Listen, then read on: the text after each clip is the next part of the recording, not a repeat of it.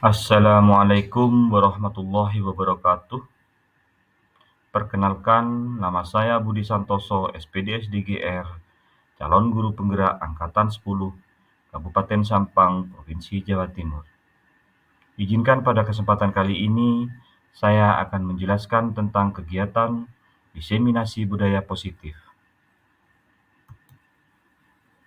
Perkenalkan, fasilitator hebat kami, Ibu Siti Animaya Sulha, SSN MPD MSC.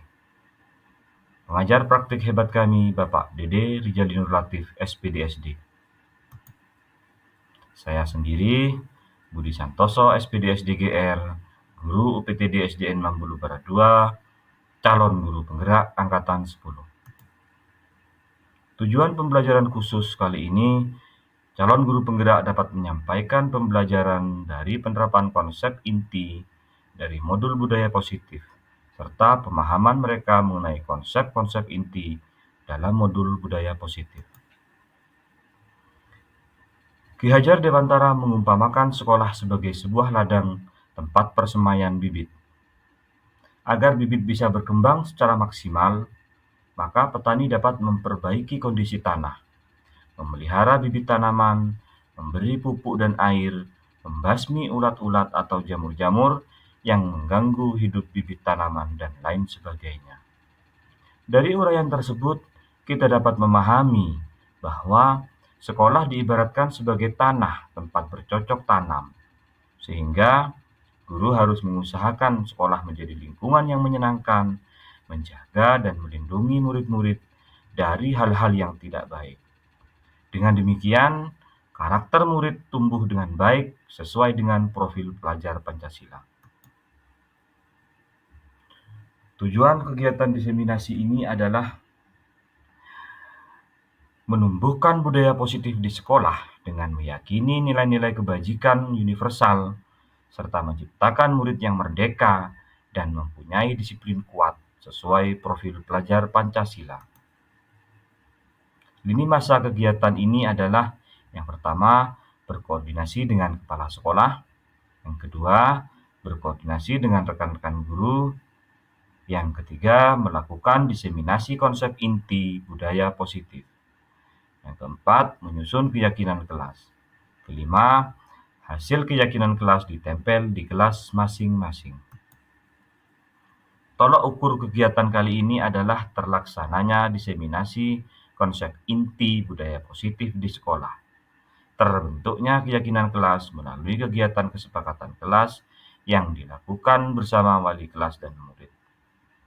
Murid dan guru konsisten dalam menjalankan keyakinan kelas yang sudah disepakati. Selanjutnya, terlaksananya penyelesaian masalah siswa menggunakan segitiga restitusi dalam penanganan masalah. Adapun harapan saya, semoga penerapan budaya positif dapat terwujud, baik di lingkungan sekolah, di rumah, maupun di lingkungan masyarakat, agar tercipta suasana belajar yang aman, nyaman, dan menyenangkan. Konsep inti dari budaya positif antara lain, yang pertama, disiplin positif dan nilai-nilai kebajikan universal. 2. Teori motivasi, hukuman, dan penghargaan, restitusi. 3. Keyakinan kelas. 4. Kebutuhan dasar manusia dan dunia berkualitas. Restitusi 5 posisi kontrol, restitusi segitiga restitusi. Akhirnya, selamat menyaksikan kegiatan diseminasi aksi nyata modul 1.4 budaya positif. Sebagai narasumber, saya sendiri Budi Santoso, SPDSD. Sebagai moderator, Bapak Sahroni, SPDSD. Selamat menyaksikan. Assalamualaikum warahmatullahi wabarakatuh. Waalaikumsalam warahmatullahi wabarakatuh. Alhamdulillahirabbil alamin. Assalatu wassalamu ala asrofil anbiya'i wal mursalin Sayyidina Muhammadin wa ala alihi wa sahbihi ajma'in. Amma ba'du. Yang terhormat Kepala UPTD SDN Mambulu Barat 2, yang kami hormati rekan-rekan guru peserta diseminasi yang berbahagia, dengan senantiasa memanjatkan puja dan puji syukur kehadirat Allah Subhanahu wa taala, perkenankanlah acara diseminasi budaya positif yang bertempat di UPTD SDN Mambulu Barat 2 yang pada hari ini tanggal 3 Juni 2024 dimulai. Hadirin yang berbahagia, sebelum kita memasuki acara inti, saya akan membacakan susunan acara kita pada pagi hari ini. Yang pertama, acara diawali dengan pembukaan. Kemudian dilanjutkan dengan menyanyikan lagu Indonesia Raya. Yang ketiga, sambutan dari Kepala UPTD SDN Mambulu Barat 2 sekaligus pembukaan diseminasi budaya positif secara resmi.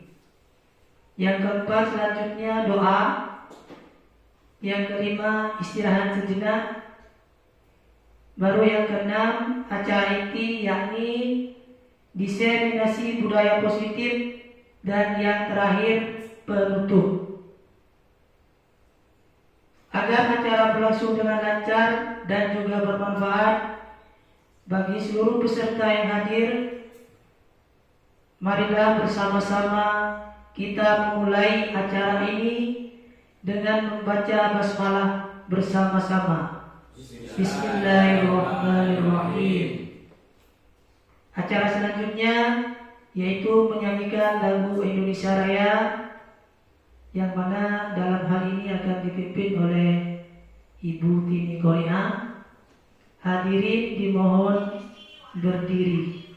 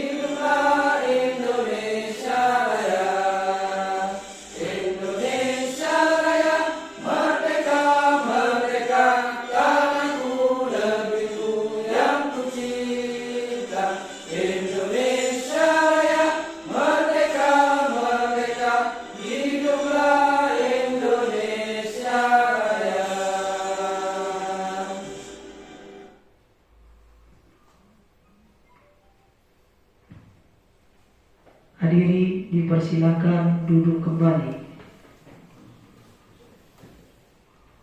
Selanjutnya kami persilahkan kepada Kepala UPTD SDN Mambulu Barat 2, Bapak Sakdi Irawan SPD, untuk memberikan sambutan.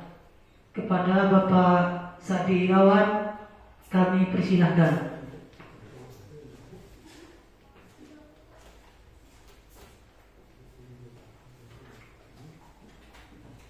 Assalamualaikum warahmatullahi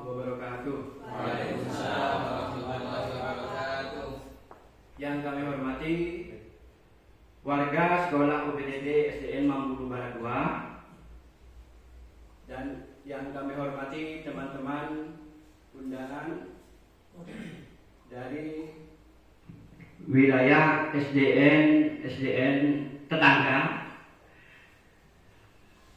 dan calon guru penggerak angkatan 10 Kabupaten Sampang dan seluruh undangan yang hadir.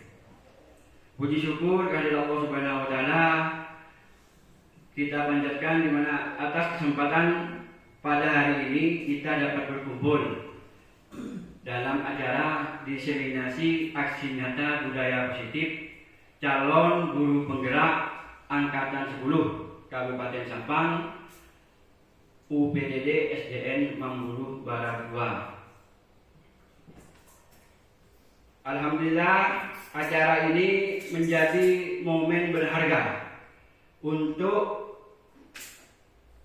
kita semua dalam upaya nyata calon guru penggerak dalam mengimplementasikan budaya positif di lingkungan pendidikan kita.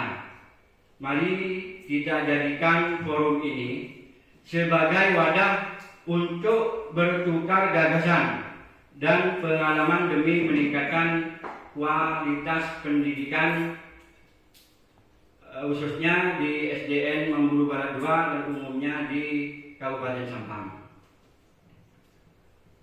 Saya ingin menyampaikan apresiasi yang setinggi-tingginya kepada semua pihak yang telah berkontribusi dalam terselenggaranya acara ini. Semoga hasil dari diseminasi aksi nyata budaya positif ini tidak hanya bermanfaat bagi pendidikan di Kabupaten Sampang, tapi juga dapat bermanfaat di dalam dunia pendidikan di bangsa Indonesia ini.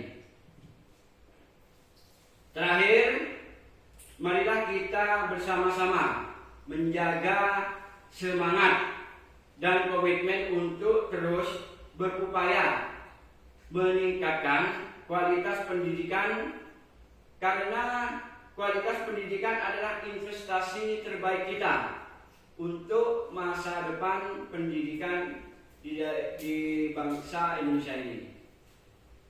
Jadi untuk itulah saya sebagai kepala sekolah di UPTDN SDN Mambulu Barat 2 sangat bangga sekali terhadap guru-guru yang sudah mengikuti kegiatan dalam guru penggerak ini. Untuk depannya mudah-mudahan yang lain bisa mengikuti jejak guru-guru yang telah mengikuti menjadi guru penggerak tersebut. Maka dari itu,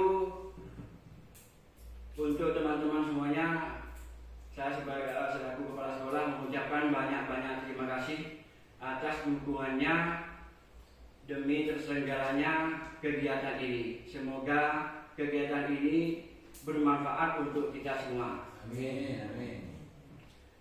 Akhirul kalam, wabillahi taufiq wal hidayah. Wassalamualaikum warahmatullahi wabarakatuh. Waalaikumsalam warahmatullahi wabarakatuh. Untuk itu, acara resmi kegiatan diseminasi budaya positif hari ini saya buka.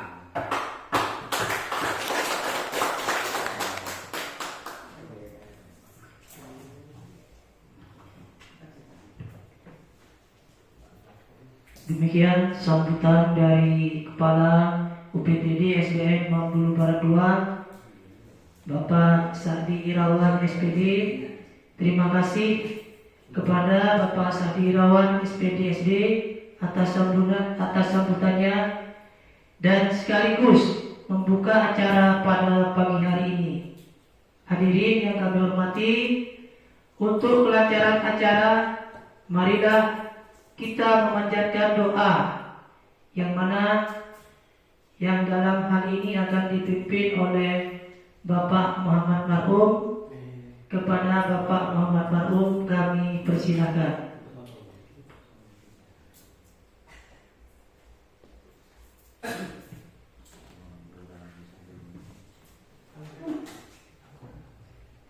Assalamualaikum warahmatullahi warahmatullahi wabarakatuh. Bapak Ibu yang kami hormati, demi sukses dan lancarnya kegiatan diseminasi aksi nyata yang dilaksanakan oleh Bapak Budi Santoso, juga mendapatkan barokah kelancaran dari Allah dan ilmu yang bermanfaat untuk kita semua. Mari sejenak kita berdoa memohon kepada Allah Subhanahu wa taala. Bismillahirrahmanirrahim. Alhamdulillahirabbil alamin. Allahumma shalli wa sallim ala sayyidina Muhammad wa ala ali sayyidina Muhammad. Allahumma inna nas'aluka min khairi ma sa'alaka bihi nabiyyuka Muhammadun sallallahu alaihi wasallam wa na'udzu bika min syarri ma sta'adzaka minhu nabiyyuka Muhammadun sallallahu alaihi wasallam. Rabbana atina fid dunya hasanah wa fil akhirati hasanah wa qina adzabannar. Wa sallallahu ala sayyidina Muhammadin walhamdulillahi rabbil alamin. Al-Fatihah. Bismillahirrahmanirrahim. Surah Al-Fatihah.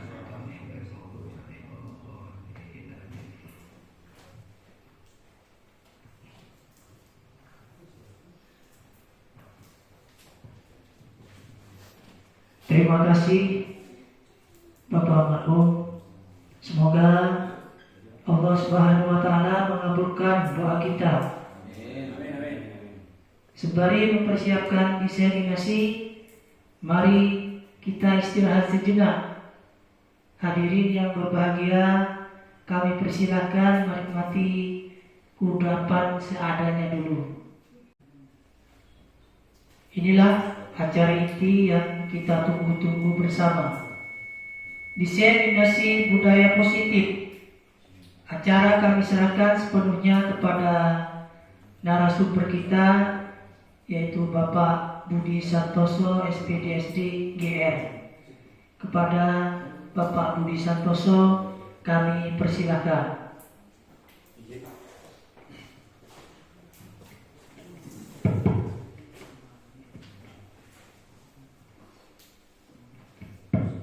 Assalamualaikum warahmatullahi wabarakatuh.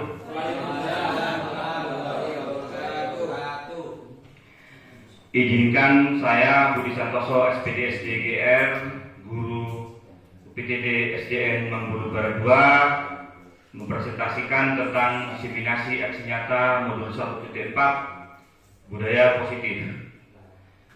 Kegiatan kali ini merupakan salah satu tugas dari program pendidikan guru penggerak yang sedang saya jalani. Sebelum kita masuk ke materi, untuk lebih memperdalam konsentrasi kita lakukan ice breaking terlebih dahulu ya.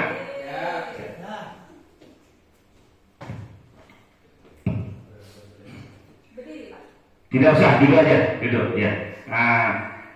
Game untuk melatih konsentrasi. Bapak Ibu nanti tinggal mengikuti saja. Ada 3 kata kunci, pagi, siang, sore. Diingat-ingat ya, pagi, siang, sore. Kalau saya nanti mengucapkan pagi, Bapak Ibu tinggal tepuk 1 kali.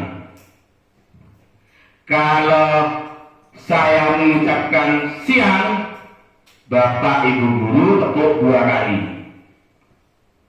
Kalau saya mengucapkan sore, Bapak Ibu guru cukup menepuk tapi tidak berbunyi, gini aja. Ya. Gini ya. Pagi tepuk 1 kali, 2 tepuk 2 kali, 3 tepuk tapi tepuk tidak sampai. Ya. Sore ya. Pagi, siang, sore. Malam tidak usah. Malam itu cukup 3 saja Pak. Ya, bisa dimulai ya. Ayo. Pagi, siang, sore. Nah itu kurang konsentrasi. Di sini tujuannya melatih konsentrasi, tidak hanya tidak hanya yang kita lihat, yang kita amati, tapi yang kita dengar juga. Pagi, siang, sore. Pagi, siang, sore. Sore, pagi, siang, siang, pagi, sore. Bagus, terima kasih untuk kita semua. Berarti kita sudah mulai bisa berkonsentrasi untuk memulai sebuah kegiatan. Pentingnya konsentrasi adalah untuk dapat menyerap apa yang telah kita dapatkan atau yang akan kita ikuti. Sangat penting sekali sebuah konsentrasi. Makanya dari itu Bapak Ibu guru di sini juga harus belajar atau mampu untuk meningkatkan konsentrasi terhadap peserta didik kita. Materi selanjutnya adalah tentang budaya positif. Apa dan bagaimana budaya positif itu? Mari kita simak bersama-sama tentang modul diseminasi aksi nyata pada tugas CGP Angkatan 10 tahun 2024. Profil saya sudah tertera di depan. Kontak pendidikan, profil, kemampuan sudah jelas. Next Pak. Ya. Pertanyaan pemantik sebelum kita masuk ke materi lebih dalam lagi, yaitu Bapak Ibu tinggal setuju apa tidak? Itu kata kuncinya setuju dan tidak setuju. Hukuman dapat mendisiplinkan anak. Bagaimana menurut Bapak Ibu? Apakah sebuah hukuman itu nantinya akan dapat membuat anak itu akan bersikap disiplin dalam jangka panjang? Tidak ya. Lanjut. Yang nomor 2, pemberian hukuman dengan hal seperti membaca atau membersihkan halaman sekolah dapat meningkatkan disiplin anak. Bahkan bentuk hukuman yang dirasa itu hal positif itu akankah itu akan berdampak akan berdampak baik bagi anak. Contohnya, hukuman di sini sudah dijelaskan hukuman dalam hal anak melanggar itu disuruh membaca, disuruh menulis, bahkan disuruh membaca doa sebanyak atau surat-surat pendek sebanyak 5 surat. Contoh begitu. Apakah hal itu dapat membuat anak melatih disiplin anak dalam jangka panjang nantinya? Setuju apa tidak? Tidak juga ya. Yang nomor 3, memberi penghargaan dapat meningkatkan motivasi belajar anak. Setuju atau tidak? Setuju. Jadi yang nomor 1 tidak setuju, 2 tidak setuju, yang nomor 3 setuju. Untuk lebih jelasnya lagi kita akan coba bahas lebih dalam lagi apa dan bagaimana tentang budaya positif. Next Pak. Budaya positif yang akan coba saya bahas di sini adalah ada 6 budaya positif yang akan kita terapkan dan biasa kita jumpai di sekolah. Salah satunya adalah yang nomor 1, disiplin positif dan nilai-nilai kebijakan. 1, saya ulang, disiplin positif dan nilai-nilai kebajikan universal. 2, teori motivasi, hukuman dan penghargaan restitusi. 3, keyakinan kelas. 4, kebutuhan dasar manusia dan dunia berkualitas. 5, restitusi, 5, posisi kontrol guru. 6, restitusi, segitiga restitusi. Kita akan bahas satu persatu. Manakala nanti dalam penjelasan saya Bapak Ibu ingin menambahkan, monggo. Kita santai tapi mengena. Lebih pada saling berbagi praktik baik. Mungkin nanti ada contoh-contoh pengalaman yang ingin Bapak Ibu sharing dalam forum ini, monggo. Apa itu budaya positif?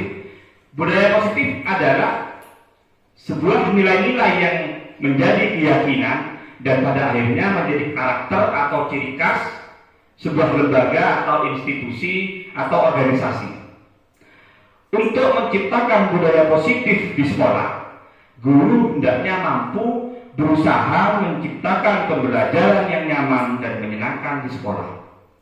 Karena budaya positif tersebut dapat mendorong murid untuk mampu berpikir dan bertindak serta mencipta sebagai proses memerdekakan dirinya sehingga murid lebih mandiri dan bertanggung jawab.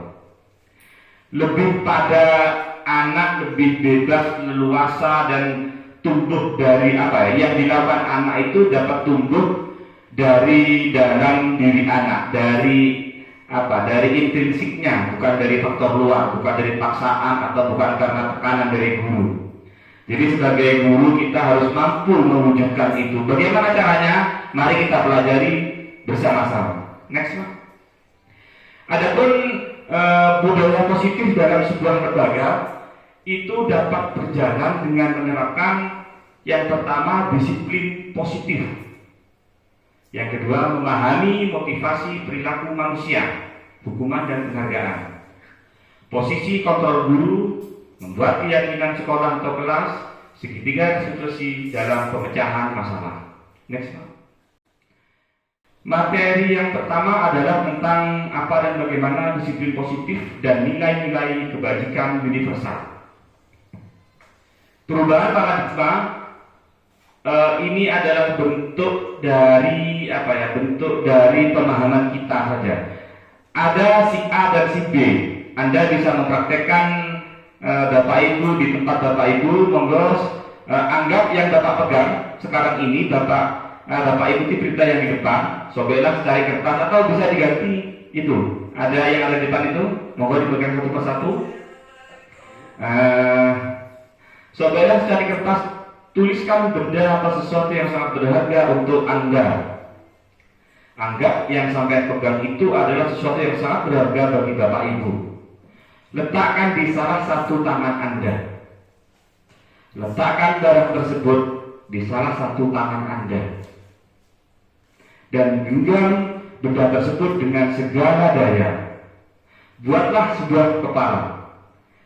Barang tadi itu sampai pegang, sampai kepalkan sekuat tenaga. Anggap itu sesuatu yang berharga bagi Bapak Ibu. Selanjutnya, teman Anda, si B, teman di sebelahnya, akan mencoba dengan sekuat tenaga dengan berbagai cara untuk meminta Anda memberikan benda tersebut. Si B bisa membujuk, mengancam, menghardik, merayu, menyuap apa saja, asalkan tangan si A tadi bisa terbuka. Apa yang terjadi? Si A ini bagaimana sikapnya dengan barang berharga yang sudah dia kepal tadi? Apa akan memberikan? Apa tidak? Apa akan menunggu rayuan terlebih dahulu mungkin? Bagaimana sikap si A tersebut? Yang jelas, setiap anak pasti akan memiliki angan-angan sendiri nantinya. Begitupun dengan si B. Si B akan berusaha dengan segala daya upaya dia agar barang berharga di kepala si A tadi akan terlepas dari tangannya. Entah itu mungkin berawal dari merayu, membujuk, atau bahkan dengan mengintimidasi, mengancam dia. Baik si A atau si B, mereka akan berusaha untuk mendapatkan apa yang menurut mereka berharga atau menurut mereka ingin dia miliki. Si A juga akan berusaha untuk mempertahankan hak miliknya. Si B juga akan berusaha mengambil barang yang menurut dia berharga.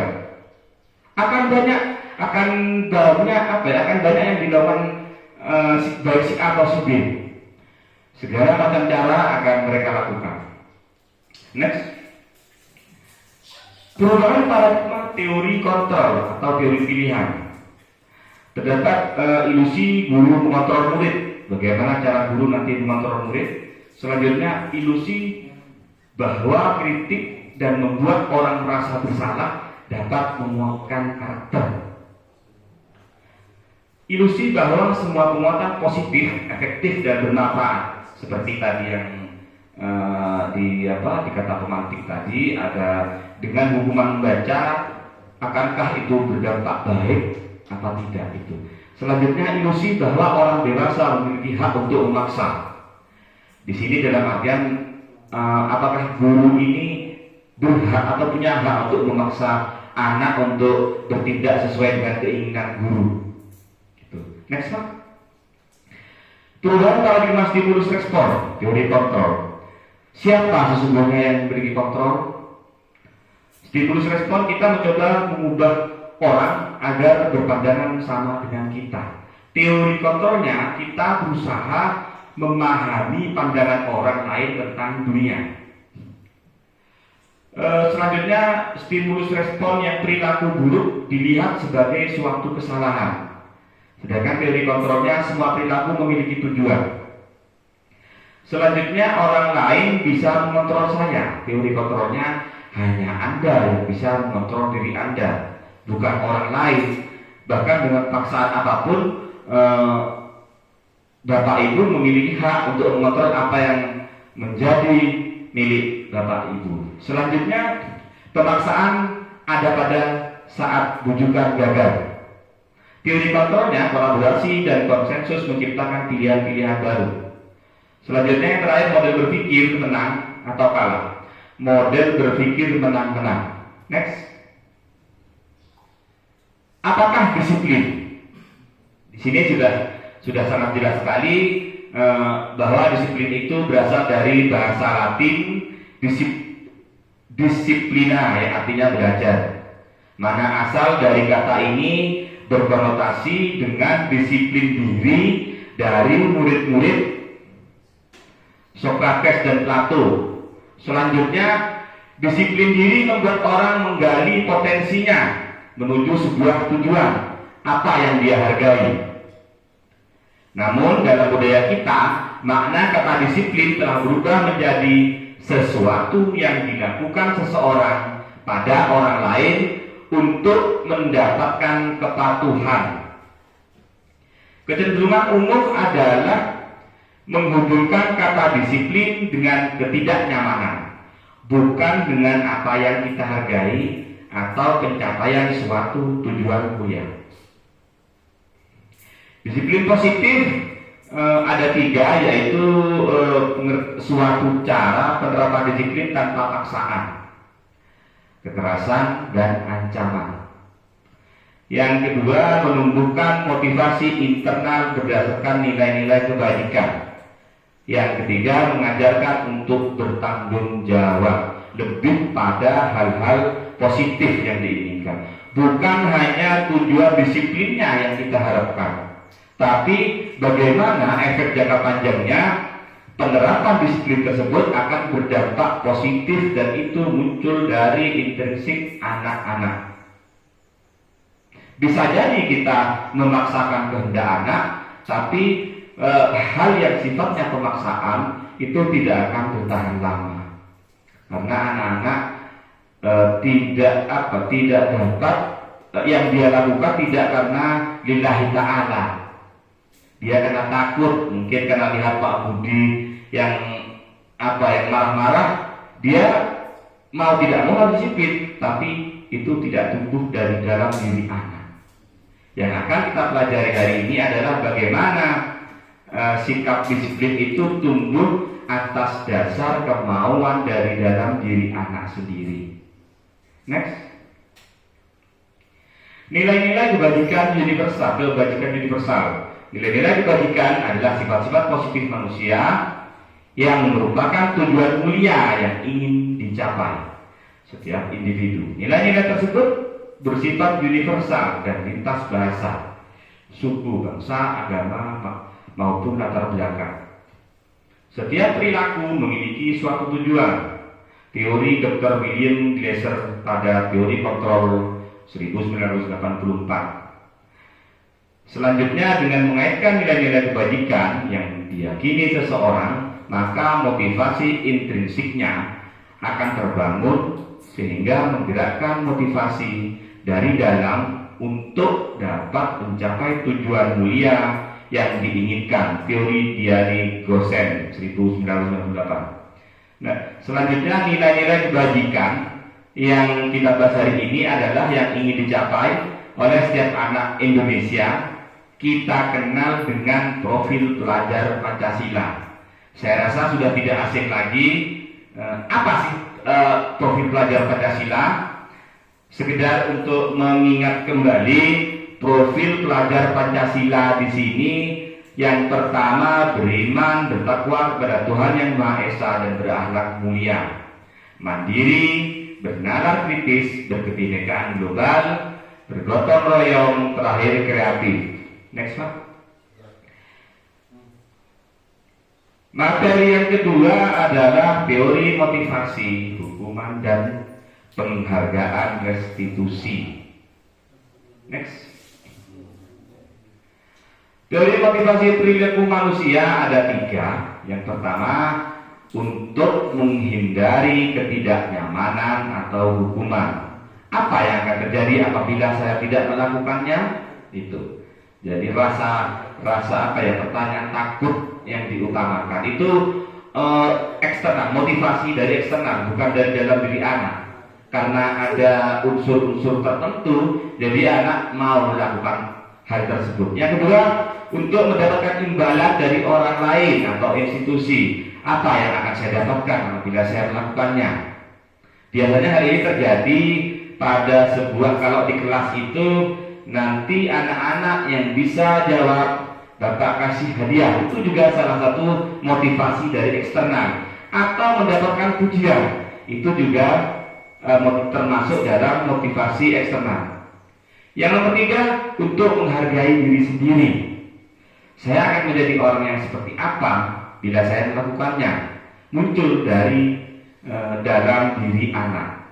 Jadi keinginan untuk berperilaku baik, berperilaku positif itu muncul dari dalam dirinya sendiri, bukan karena ada motivasi-motivasi dari luar.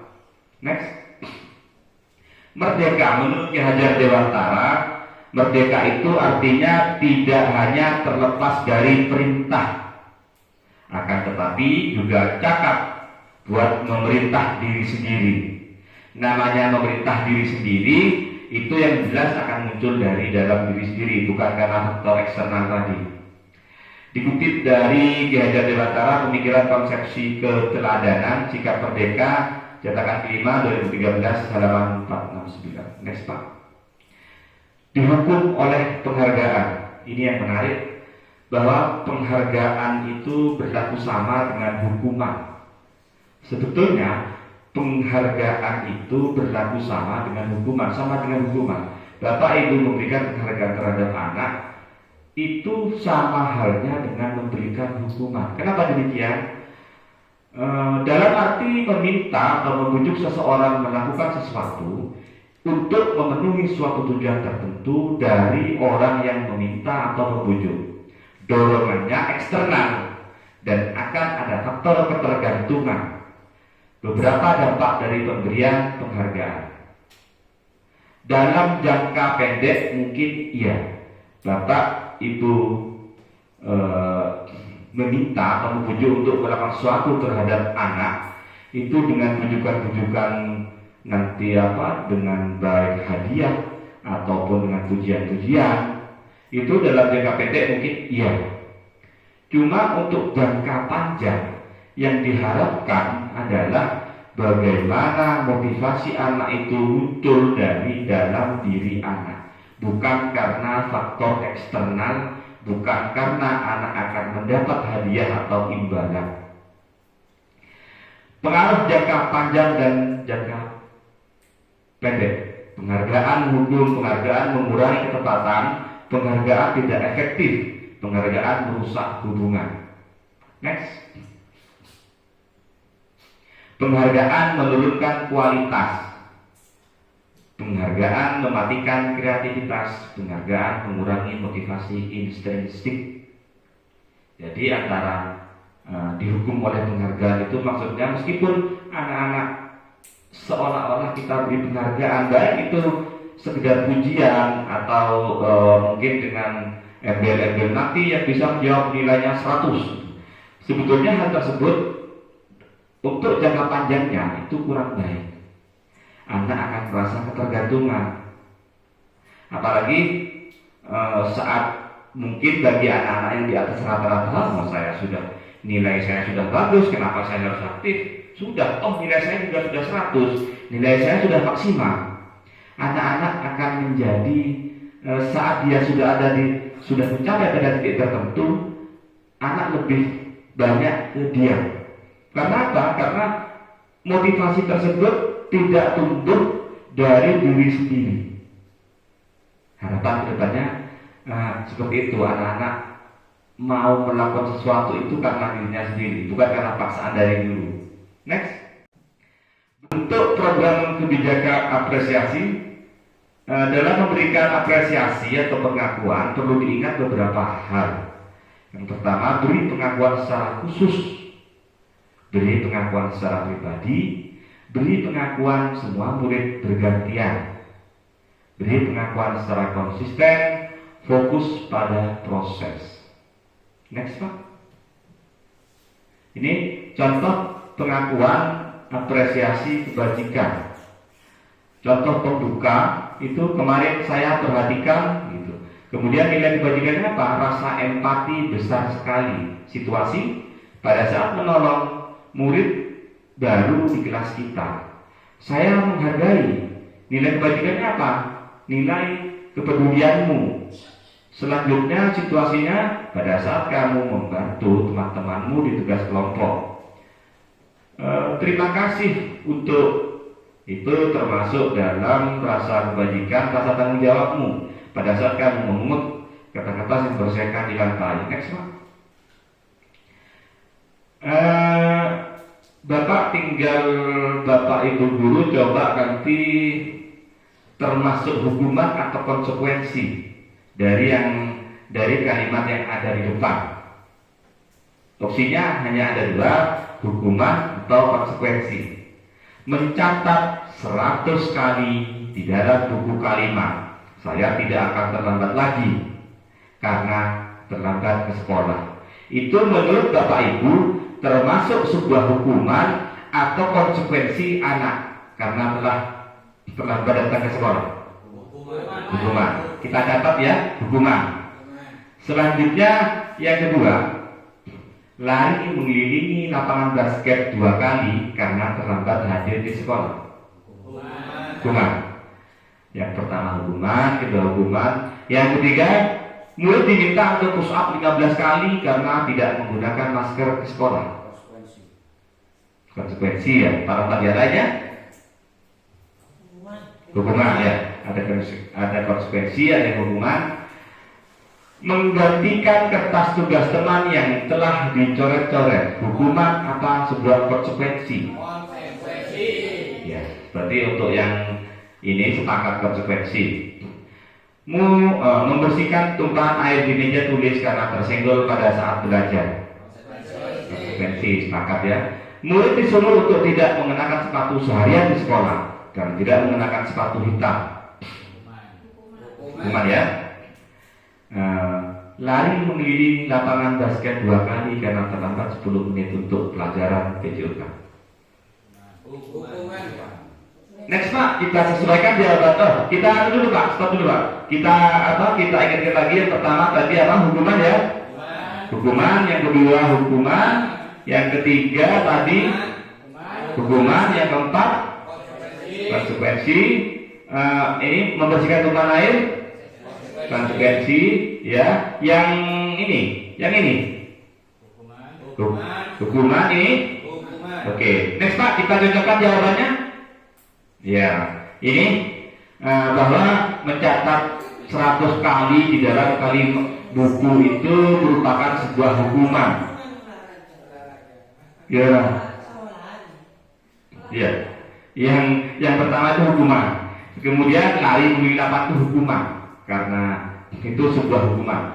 Terus push up tadi sebuah hukuman juga, menggantikan kertas tadi konsekuensi.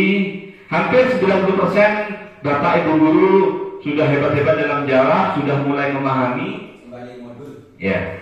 Kemudian disuruh untuk tidak mengenakan sepatu itu hukuman karena akan berdampak dalam jangka pendek, akan berdampak dalam akan ada dampak negatif bagi anak.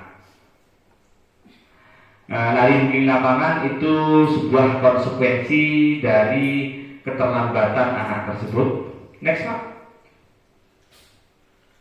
Ini kita akan bahas lebih dalam lagi apa sih perbedaan hukuman dan konsekuensi.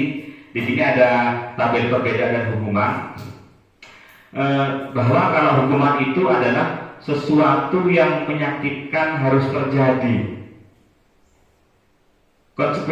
Konsekuensi sesuatu harus terjadi. Membuat hukuman itu membuat anak sakit, baik fisik maupun hati untuk jangka lama. Kemudian sedangkan konsekuensi membuat anak merasa tidak nyaman dalam jangka waktu pendek. Hukuman selanjutnya adalah anak membenci kedisiplinan karena adanya tekanan paksaan. Jadi anak itu akan merasa membenci sebuah kedisiplinan. Padahal seharusnya dalam sebuah dalam kehidupan sehari-hari kita harus disiplin. Bagaimana biar tidak menimbulkan kebencian dengan kata-kata disiplin? Munculkan kata disiplin itu dari hati anak-anak.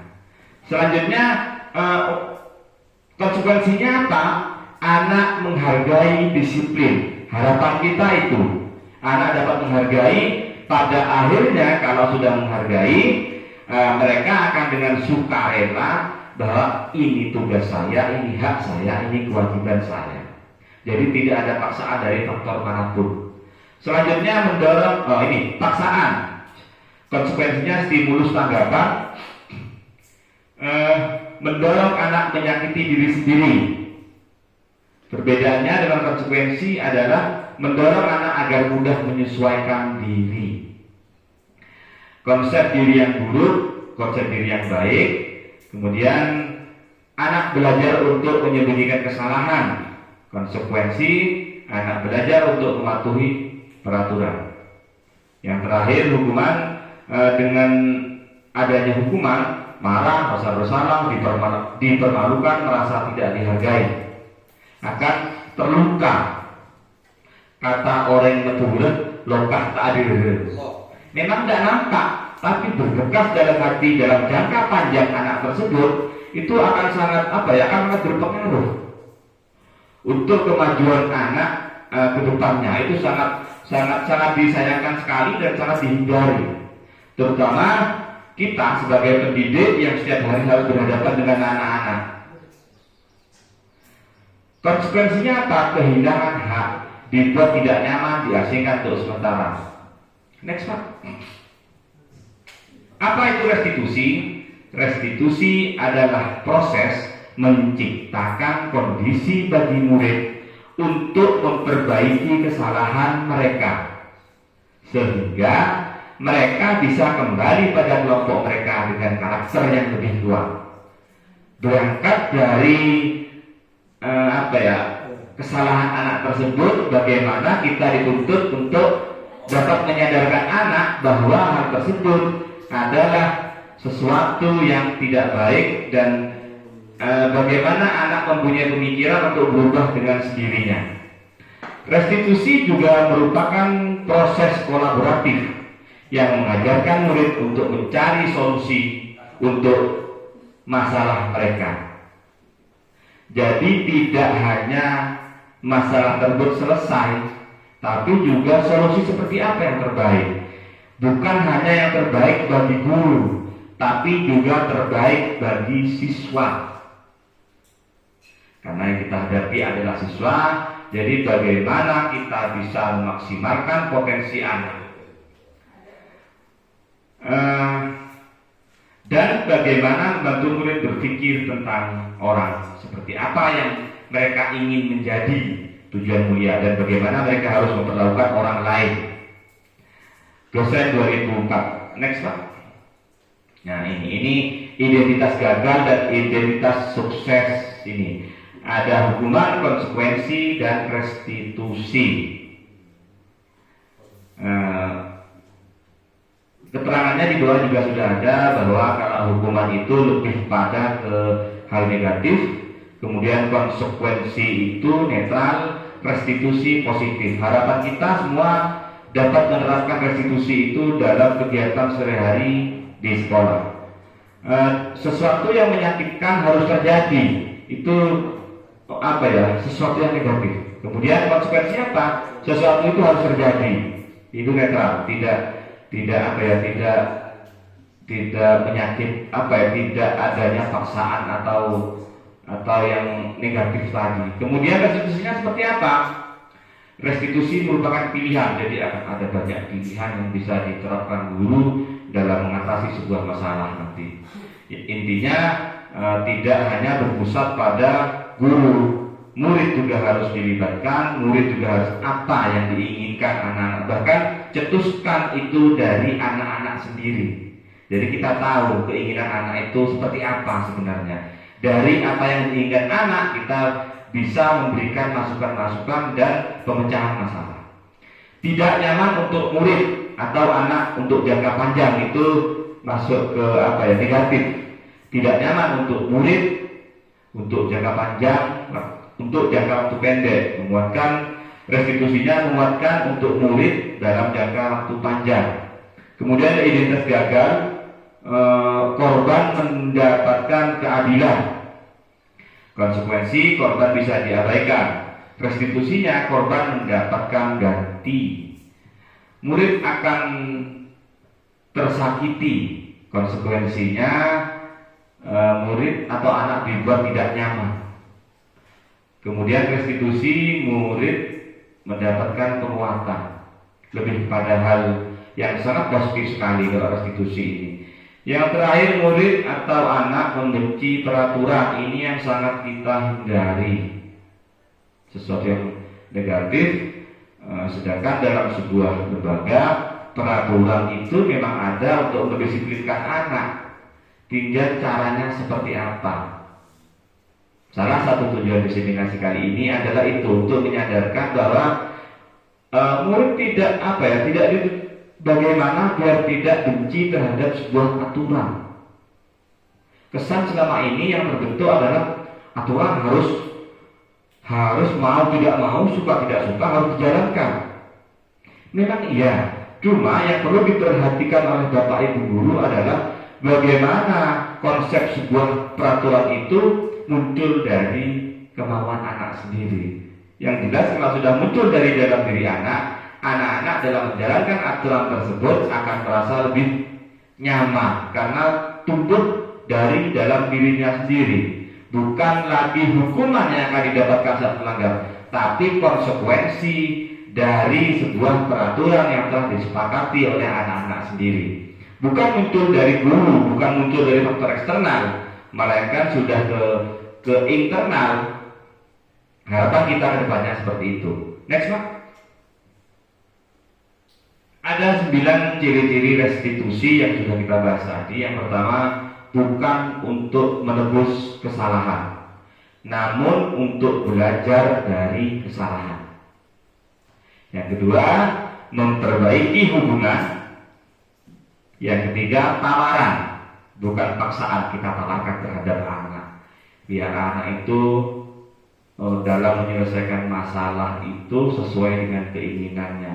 Terkadang saya pribadi sebelum mengikuti pendidikan guru penggerak, bagaimana caranya agar anak itu taat nurut perintah guru. Dalam jangka pendek, yes. Cuma yang tidak sempat saya pikirkan jangka panjangnya seperti apa anak tersebut. Akan tersakitikah hati anak-anak dengan paksaan saya, mungkin dengan raut ekspresi marah saya. Itu harapan kita adalah jangka panjang dan kesadaran diri anak. Selanjutnya, yang keempat, restitusi menuntut untuk melihat ke dalam diri. 5. Restitusi mencari kebutuhan dasar yang mendasari sebuah tindakan. 6. Restitusi diri adalah cara yang paling baik. 7. Restitusi fokus pada karakter, bukan tindakan. Restitusi fokus pada solusi. Yang terakhir, restitusi mengembalikan murid yang berbuat salah pada kelompoknya. Maksudnya adalah agar anak sadar bahwa apa yang dia lakukan adalah kesalahan yang dia lakukan adalah bisa dia selesaikan tanpa adanya paksaan dari siapapun. Kesadaran di sini sangat penting sekali untuk Bapak Ibu guru tumbuhkan dalam kehidupan sehari-hari, baik untuk murid kita di sekolah atau dalam konteks keluarga. Ini juga sangat baik sekali diterapkan. Next Pak. Materi yang selanjutnya masih ada kaitannya dengan tadi sempat saya jelaskan tentang tentang peraturan. Ya. Peraturan itu memang layaknya ada dan harus, namanya peraturan harus ditaati. Tinggal bagaimana kita merubah sebuah peraturan itu menjadi sebuah keyakinan. Seperti halnya namanya sudah keyakinan. Keyakinan ini memang harus didasari dari yakin dalam diri sendiri. Dalam hal ini contoh nyata yang sudah Bapak Ibu terapkan adalah seperti dalam pengerjaan PMM pelatihan mandiri begini, ya, itu adalah salah satu contoh bagaimana dan seperti apa bedanya antara kalau dulu ada peraturan kelas 5, kemudian setelah mengenal mengenal tentang keyakinan kelas, contoh yang sudah diterapkan Bu Tini dan teman-teman kemarin itu menumbuhkan peraturan itu muncul dari dalam diri anak. Semua anak memiliki hak yang sama, untuk apa yang dia inginkan di dalam kelas. Jadi keyakinan tadi muncul dari dalam diri anak. Tugas guru nanti mendampingi dan mengarahkan. Next Pak. Mengapa tidak peraturan saja? Mengapa harus keyakinan kelas? Nah, ini ada sebuah kalimat tanya ya. Mengapa kita memiliki peraturan harus menggunakan helm bila mengendarai kendaraan roda 2? Mengapa kita memiliki peraturan 3M, menggunakan masker, cuci tangan, menjaga jarak 1,5 meter? Mengapa kita memiliki peraturan harus datang tepat waktu pada saat mengikuti pelatihan? Untuk mendukung motivasi hal-hal tersebut, untuk mendukung motivasi intrinsik, kembali ke nilai, keyakinan lebih menggerakkan seorang daripada mengikuti serangkaian peraturan. Yang harus Bapak Ibu pahami adalah bahwa sebuah peraturan itu hanya untuk menggugurkan sebuah tanggung jawab. Saya sudah hadir tepat waktu, ya sudah. Motivasi intrinsiknya kurang, motivasi dalam dirinya kurang. Sedangkan kalau keyakinan itu adalah kan muncul bukan karena hanya sekedar untuk menggugurkan tanggung jawab, tapi memang muncul dari dalam diri sendiri. Keyakinan kelas merupakan metode untuk menimbulkan kembali disiplin positif yang didasari oleh motivasi dari dalam diri, lebih pada kesadaran diri. Next one. Ya. Dalam menerapkan budaya positif itu yang perlu diterapkan, yang perlu ada adalah lingkungan. Kita persiapkan dulu lingkungan positifnya. Setelah itu keyakinan kelas itu, selanjutnya ada peraturan kelas. Next Pak. Nah, ini ada yang mana yang merupakan keyakinan kelas. Mengapa? Ini ada contoh kesepakatan kelas. Di sini dulu ada, sudah copot lagi ya. Nah, ini contoh dari kesepakatan mana yang termasuk kesepakatan kelas, mana yang bukan nanti. Di situ ada datang tepat waktu, mengucapkan salam. Ini memang masukan atau memang tumbuh dari anak sendiri. Menjaga kebersihan sekolah, berdoa sebelum dan sudah kegiatan, aktif dalam pembelajaran, tertib. Kesepakatan kelas yang contoh berikutnya itu, kami guru dan murid yang saling menyayangi. Kami murid yang semangat belajar. Kami murid yang peduli dengan teman-teman. Ini bukan guru yang membuat, melainkan dari muncul dari anak-anak sendiri. Guru hanya membimbing, sifatnya hanya mendampingi apa kemauan anak. Kemudian kita wadahi, kita fasilitasi dalam sebuah kesepakatan kelas. Namanya kesepakatan itu harus menjadi sebuah keharusan untuk diaplikasikan.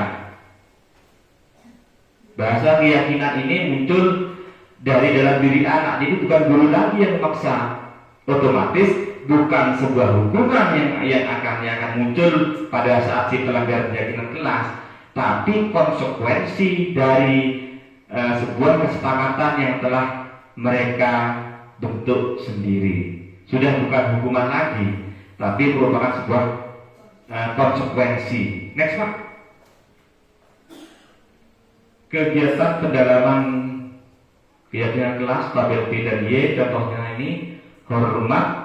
Kami meyakini bahwa sangat penting untuk menghormati semua orang dan barang milik orang lain. Itu yang tabel yang hormat itu, tabel Y yang hormat. Selanjutnya yang bekerja, kami meyakini bahwa sangat penting untuk mengerjakan segala pekerjaan atau mengikuti kegiatan yang telah ditugaskan. Kemudian diterima dan dimiliki, kami meyakini bahwa sangat penting untuk merasa diterima pada suatu kelompok dan saling peduli satu dengan yang lain. Ini tabel yang hormat yang pertama, terdengar, terlihat, berperilaku. Kemudian yang bekerja sama itu ada, nanti ada next penjelasannya. Kemudian tabel itu hormat, tampak seperti, tidak tampak seperti. Nah itu next Pak. Lebih dalam lagi bahwa ini penjabaran dari tabel yang sudah ada di depan tadi. Hormat, kita jelaskan yang hormat terlebih dahulu ya. Ini terdengar satu orang berbicara, yuk saya bantu, kita bisa selesai ini bersama. Terima, tolong ya, permisi, boleh saya pinjam? Nanti akan segera saya kembalikan. Itu yang terdengarnya seperti itu. Bagaimana terlihatnya? Terlihatnya berempati terhadap perasaan orang lain, memegang barang milik orang lain hanya dengan izinnya, mendengarkan dengan seksama, senantiasa berbaik dan berbagi, berperilaku tersenyum ramah, memberikan salam hormat, meletakkan tangan di dada, memberikan ruang bekerja, postur tubuh yang tenang. Hormat tabelnya tampak seperti datang tepat waktu, tidak tampaknya sering hadir terlambat, menyapa teman dan guru setiap hari, tak acuh kepada teman dan guru, bahasa gaulnya cuek di sini. Mengembalikan tampak sepertinya mengembalikan barang teman yang telah dipinjam dan mengucapkan terima kasih, sedangkan tidak tampak sepertinya tidak mengembalikan barang yang telah dipinjam dan meletakkan sembarangan. Kemudian tabel yang bekerja tampak seperti tekun bekerja dan menyimak guru, tidak tampak sepertinya tidak mendengarkan guru dan acuh tak acuh. Menyerahkan tugas tepat waktu tampak sepertinya tidak tampak seperti tugas tidak diberikan. Next Pak. Ini masuk, ini ada peraturan, ada keyakinan kelas. Seperti apa bentuk dari peraturan itu kalau dirubah dalam sebuah keyakinan kelas seperti apa? Contoh yang pertama, selalu kembalikan buku ke tempatnya. Kalau mau kita konversi bahasanya dalam sebuah keyakinan kelas seperti apa? Biar tidak hanya, kalau peraturan ini tidak hanya peraturan harus ditepati, kalau tidak ditepati ada hukumannya. Tidak seperti itu. Harapan ke depan adalah keyakinan. Sebuah keyakinan ini apabila dilanggar, sehubungan dia sudah keyakinan, maka sudah berupa konsekuensi yang harus dia jalankan dari pelanggarannya. Jadi bukan hukuman lagi yang diharapkan, tapi konsekuensi. Siap? Mungkin begini, kalau saya melihat perbedaan antara peraturan dengan keyakinan kelas itu, dari kalimat atau narasi yang ditulis di dalam peraturan, apakah ini bisa dipercantik lagi Pak bahasanya? Kalau peraturan yang sifatnya itu kalimat yang dimunculkan itu barangkali di keyakinan kelas kita permak sedikit menjadi saya siap mengembalikan buku pada tempatnya pada saat pinjam buku di perpustakaan misalnya, seperti itu, sehingga kalimat itu mengikat bagi pribadi masing-masing peserta didik kita, gitu ya. Saya berasumsi seperti itu. Jadi kalau peraturan itu sifatnya mengikat oleh semua dan itu merupakan tuntutan dari luar anak yang tadi Bapak sampaikan secara ekstrinsik tadi itu ya. Tetapi kalau keyakinan kelas lebih pada faktor intrinsik gitu. Jadi dorongan dari dalam diri anak itu. Jadi seperti itu. Kemudian yang kedua, poin yang kedua itu dilarang mengganggu orang lain atau teman di kelas misalnya, karena ruang lingkup kita kelas gitu ya. Jadi saya tidak akan mengganggu teman atau saya siap tidak mengganggu teman gitu. Jadi pada kata-kata operasionalnya itu dimunculkan kata-kata operasional yang mengikat pada diri pribadi masing-masing anak gitu. Jadi biar ada waktu rehatnya ya. Kemudian yang ketiga itu hadir di sekolah 15 menit sebelum pembelajaran dimulai. Kemudian apa kira-kira kalimat yang bisa dirubah atau dipermas sehingga terkesan itu muncul dari kesadaran anak gitu. Jadi saya siap hadir di sekolah 15 menit sebelum pembelajaran dimulai. Jadi pada muncul dari dalam diri anak. Dalam diri anak, betul sekali Pak itu.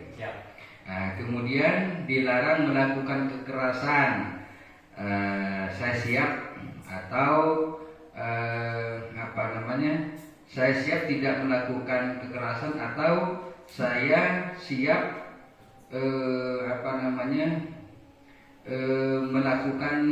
tidak melakukan kekerasan misalnya gitu.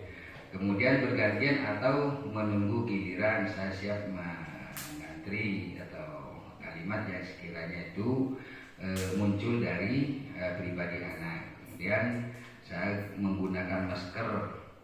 Jadi poin 1, 2, 3, 4, 5 dan seterusnya ke bawah itu saya berasumsi kalau peraturan itu mengikat yang datangnya dari luar, baik itu dari aturan yang ditetapkan oleh sekolah atau dalam lingkup kecil kelas.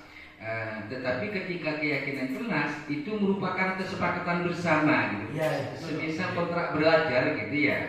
Semisal kontrak belajar, kesepakatan antar teman di kelas itu, kemudian kesepakatan dengan guru kelas atau guru mapel yang bersangkutan. Mungkin seperti itu Pak, versi saya Pak. Siap.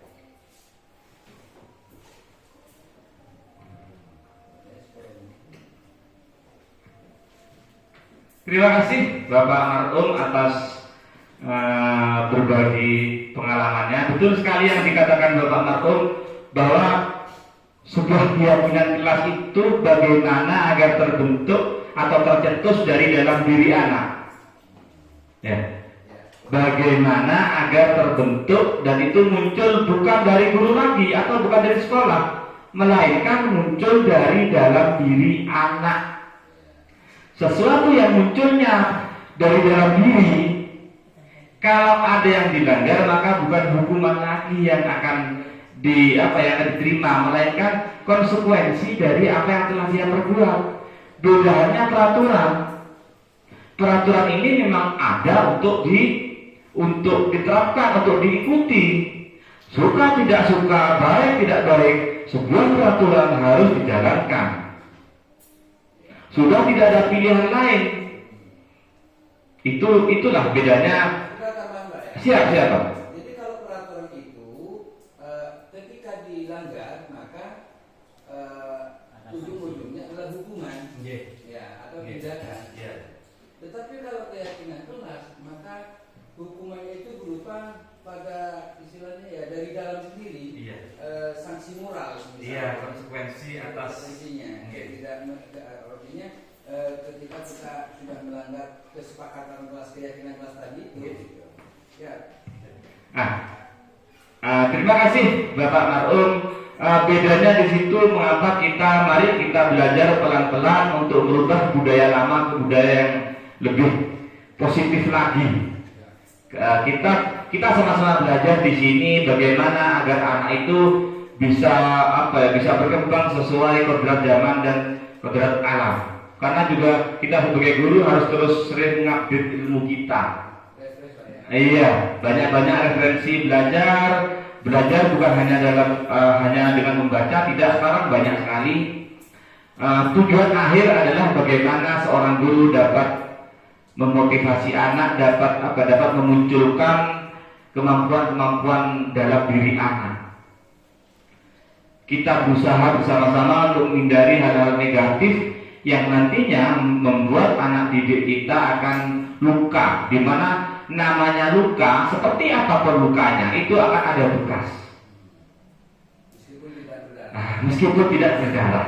Kata Abah tadi, kalau kata Adil, yaitu sama halnya bentuk konkret saja, kita jatuh itu terluka, bisa disembuhkan, bekas tetap ada. Kita hindari hal itu. Bagaimana agar kita tidak terjatuh? Peran seorang guru di sini dimunculkan. Nah, kalau jalan hati-hati, lihat jalan, lihat pada waktu berjalan, jangan terlalu banyak bergurau gitu dengan bahasa yang baik. Jadi, oh iya, nanti saya kalau jatuh itu sakit. Bahkan bukan hanya sakitnya yang kita hindari, tapi luka dalam jangka panjangnya kita bisa menghindari asalkan kita mau. Mari bersama-sama Bapak Ibu guru kita wujudkan kita wujudkan pembelajaran yang lebih berpihak pada murid. Karena sejatinya kita hadir, kita berdiri di sekolah adalah untuk meningkatkan, untuk memunculkan apa yang ada, kemampuan potensi yang dimiliki oleh anak didik kita di sekolah. Next Pak. Nah ini ya, ini yang sudah dilakukan tadi, sudah sedikit dijabarkan oleh Bapak Marun. Next Pak. Yang keempat, budaya positif, kebutuhan dasar manusia dan dunia berkualitas. Next Pak. Kebutuhan dasar manusia ada 5.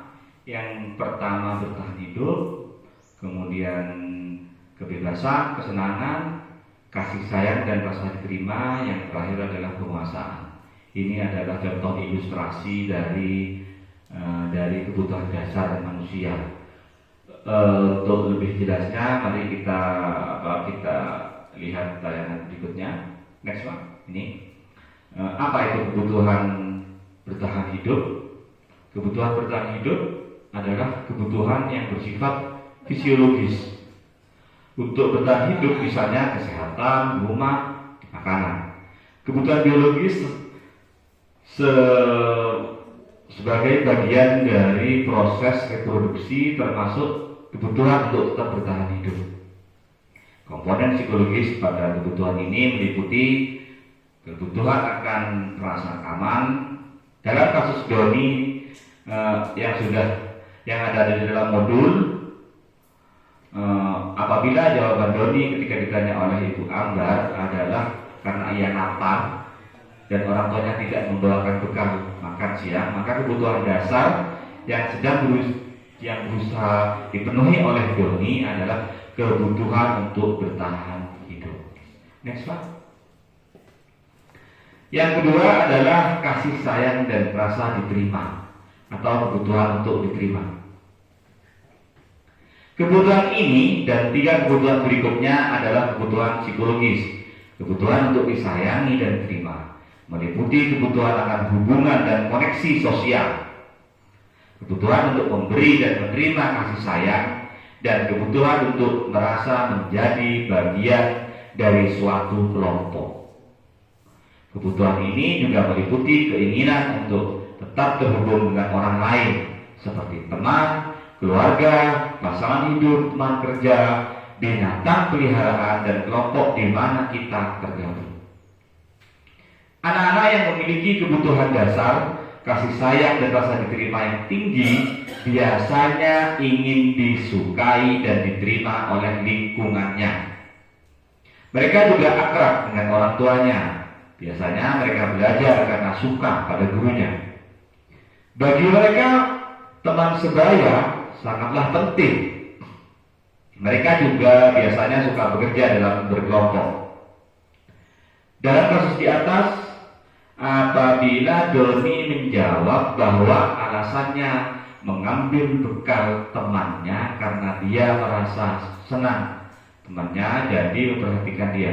Ketika temannya melaporkan tindakannya itu pada gurunya dan gurunya memberitahu orang tuanya sehingga orang tuanya jadi memperhatikan dia, maka kebutuhan dasar yang sedang dipenuhi Doni adalah kebutuhan akan kasih sayang dan rasa diterima. Jadi setiap anak itu memiliki kebutuhan untuk kebutuhan dasar. Next Pak. Yang ketiga, penguasaan atau kebutuhan pengakuan atas kemampuan.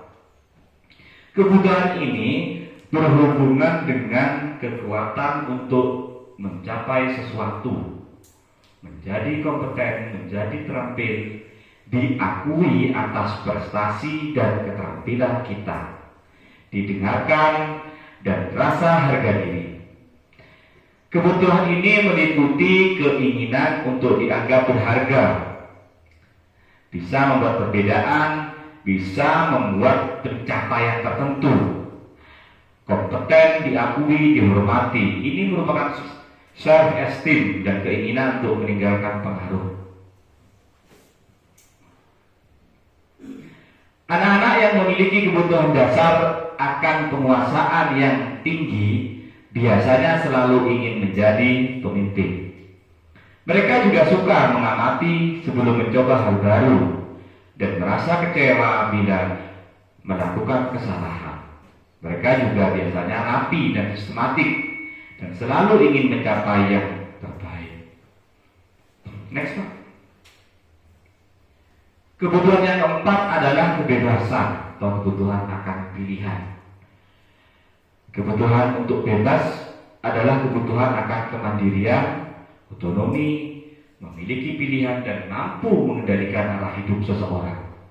Anak-anak dengan kebutuhan kebebasan yang tinggi menginginkan pilihan. Mereka perlu banyak bergerak, suka mencoba-coba, tidak terlalu terpengaruh orang lain, dan senang mencoba hal baru dan menarik. Bila jawaban Doni dalam kasus yang sudah saya jelaskan tadi, dia merasa bosan dengan bekal makanan yang dibawakan karena ibunya selalu membawakan bekal yang sama. Oleh karena itu, dia ingin mencoba makanan teman-temannya yang beraneka ragam. Maka Doni sedang berusaha untuk memenuhi kebutuhannya akan kebebasan. Next. Berikutnya adalah kesenangan atau kebutuhan untuk senang. Kebutuhan akan kesenangan adalah kebutuhan untuk mencari kesenangan, bermain dan tertawa. Bayangkan hidup tanpa kenikmatan apapun, betapa menyedihkan. Glasser menghubungkan kebutuhan akan kesenangan dengan belajar. Semua hewan dengan tingkat intelijensi tinggi, anjing, lumba-lumba, primata dan lain-lain bermain. Saat mereka bermain, mereka mempelajari keterampilan hidup yang penting. Anak-anak dengan kebutuhan dasar kesenangan yang tinggi biasanya ingin menikmati apa yang dilakukan. Mereka juga berkonsentrasi tinggi saat mengerjakan hal yang disenangi. Mereka suka permainan dan suka mengoleksi barang, suka bergurau, suka melucu dan juga membebaskan. Bahkan saat mereka bertingkah laku buruk, mereka masih terlihat lucu. Disaikan dari berbagai sumber. Next Pak. Materi berikutnya ini masih tentang kebutuhan tadi ya, dunia berkualitas. Ini dunia berkualitas Anda adalah tempat khusus dalam pikiran Anda, tempat Anda menyimpan gambaran representasi dari semua yang Anda inginkan. Bisa berisi orang-orang, hal-hal dan apa saja yang terbaik dalam hidup Anda dan membuat Anda merasa bahagia dan terpenuhi kebutuhan dasar Anda. Dr. William Glasser menyebutkan seperti semacam album foto, sehingga isinya tidak akan terlalu banyak, hanya akan terdiri beberapa hal saja yang sangat signifikan dan benar-benar terbaik dalam hidup Anda, yang membuat hidup Anda menjadi lebih bermakna. Kebutuhan dasar bersifat lebih umum dan universal, sedangkan dunia berkualitas lebih unik dan personal. Orang, tempat, benda, nilai-nilai, dan kepercayaan yang penting bagi Anda akan termasuk di sana. Untuk masuk ke dunia berkualitas, syaratnya adalah bahwa sesuatu itu terasa sangat baik bagi Anda dan memenuhi setidaknya satu atau lebih dari kebutuhan dasar Anda. Dalam menentukan segala sesuatu yang masuk dalam dunia berkualitas, tidak perlu kita mempertimbangkan standar masyarakat tentang apa saja yang penting dan yang tidak penting. Gambaran dunia berkualitas adalah unik dan spesifik untuk setiap orang. Jadi akan berbeda-beda. Setiap orang kebutuhannya beda-beda. Jika Anda bisa hidup di dunia berkualitas Anda, hidup Anda akan sempurna buat Anda. Tapi sayangnya Anda tidak bisa tinggal di sana. Murid kita juga mempunyai gambaran dunia berkualitas mereka. Tentunya sebagai guru kita ingin mereka memasukkan hal-hal yang bermakna dan nilai-nilai kebajikan yang hakiki ke dalam dunia berkualitas mereka. Bila guru dapat membangun interaksi yang memberdayakan dan memerdekakan murid, maka murid akan meletakkan dirinya sendiri sebagai individu yang positif dalam dunia berkualitas karena mereka menghargai nilai-nilai kebajikan. Inilah ya, dunia kan untuk menciptakan dunia berkualitas. Tanya apa ya? Saya kurang paham karena saya guru barusan, Pak. Di sini untuk menciptakan dunia berkualitas, kita tidak perlu mempertimbangkan standar masyarakat tentang apa saja yang penting dan yang tidak penting. Terus kita mau menyesuaikan dengan keadaan anak-anak, ini kan harus kita mengikuti keadaan masyarakatnya. Ini solusinya gimana? Terima kasih. Terima kasih Bapak Holidi. Yang dimaksud di sini adalah faktor utama yang harus dihidupkan itu adalah bagaimana anak-anak merasa terpenuhi akan kebutuhan dasarnya. Tetap kita perhitungkan juga bagaimana nanti mana tadi? Apa ya ini? Iya. Yang Itu ya. ini, Ya. ini ya. Tetap kita pertimbangkan juga. Cuma yang saya maksud di sini dunia berkualitas bagi diri anak lebih berfokus pada kebutuhan anak setiap individu anak tersebut. Apa yang menjadi kebutuhan mereka? Kita sebagai guru juga harus mampu untuk mendalaminya. Oh, si A butuh kasih sayang, si B butuh kepedulian, si C butuh mungkin butuh rasa ingin dihargai. Itu maksudnya. Tugas guru lah yang akan memenuhi kebutuhan tersebut dengan tetap mempertimbangkan bagaimana lingkungan masyarakat, bagaimana lingkungan sekolah. Tetap prioritas utama itu kebutuhan dasarnya dulu, karena yang kita bahas adalah kebutuhan dasar. Selanjutnya gurulah nanti yang akan mengkoneksikan antara bagaimana kebutuhan dasar anak, bagaimana kebutuhan lingkungan sekolah, termasuk juga bagaimana kebutuhan lingkungan masyarakat. Seperti itu. Next Pak. Yang kelima adalah restitusi, 5 posisi kontrol. Next. Ada 5 posisi kontrol suatu program disiplin positif yang berpusat pada murid yang dikembangkan oleh Dian Goosen dengan pendekatan restitusi. Yang pertama adalah sebagai penghukum, sebagai pembuat merasa bersalah, teman, pemantau, dan manajer. Kita nanti akan tahu posisi terbaik kita itu seharusnya ada di mana. Yang pertama adalah sebagai penghukum.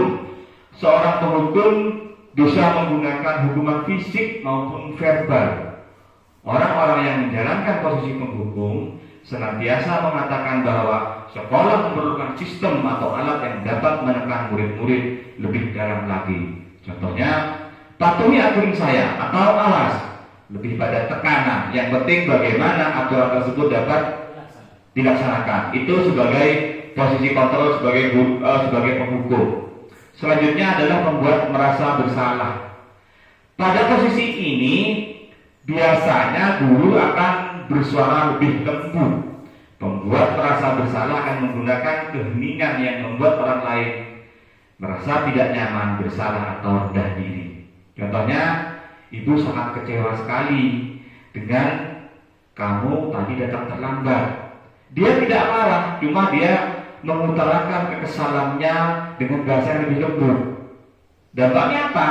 Anak sedikit banyak akan merasa terluka karena guru telah menimbulkan efek atau anak merasa bersalah.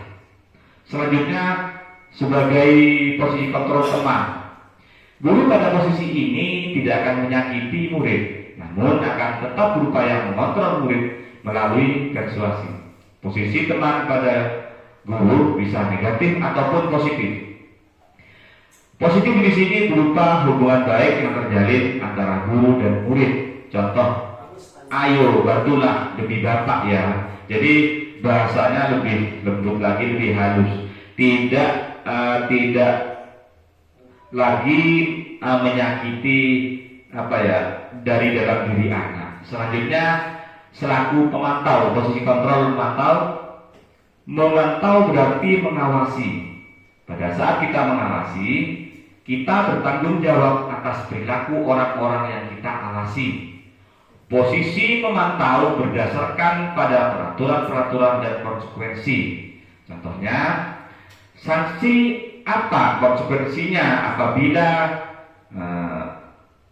kamu melakukan ini? Soalnya ada anak yang melakukan pelanggaran. Nah, kamu sudah melakukan pelanggaran, sudah tahu kan apa konsekuensinya?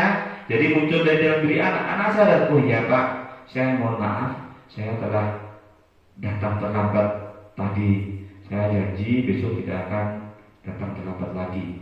Itu posisi guru sebagai pemantau agar anak tersebut dapat menyadari sendiri berupa kalimat-kalimat pancingan.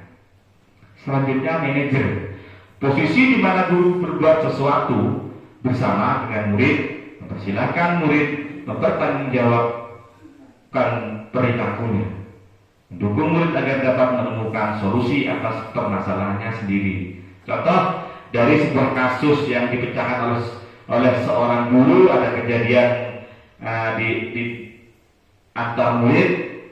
Tugas guru adalah bagaimana membangkitkan anak agar solusi dari masalah yang dia hadapi itu muncul dari dalam diri anak tersebut. Contohnya, apa rencana kamu untuk memperbaiki hal ini? Contoh konkret yang sering kita jumpai, anak datang terlambat, jangan langsung kita hukum, tidak. Maksud manajer di sini, nah kamu sudah tahu kesalahan kamu, oh iya Pak. Setelah kita berbincang-bincang untuk mengetahui permasalahannya apa, kemudian ditanyakan apa rencana kamu agar kamu tidak datang terlambat lagi. Jelas anak akan menjawab, ya Pak, saya janji saya tidak akan datang terlambat lagi. Mungkin banyak faktor yang menjawab anak-anak tersebut demikian. Bisa jadi mungkin tidurnya terlalu malam, mungkin keasikan nonton televisi. Yang sering sekarang ini adalah HP. Gadget sangat berpengaruh sekali. Karena kalau tanpa pengawasan orang tua, pengaruh gadget ini sangat luar biasa sekali. Bahkan waktu tidak akan terasa. Nah, di sini peran selain seorang guru, peran orang tua, kontrol orang tua juga sangat diharapkan. Next Pak. Monggo Pak.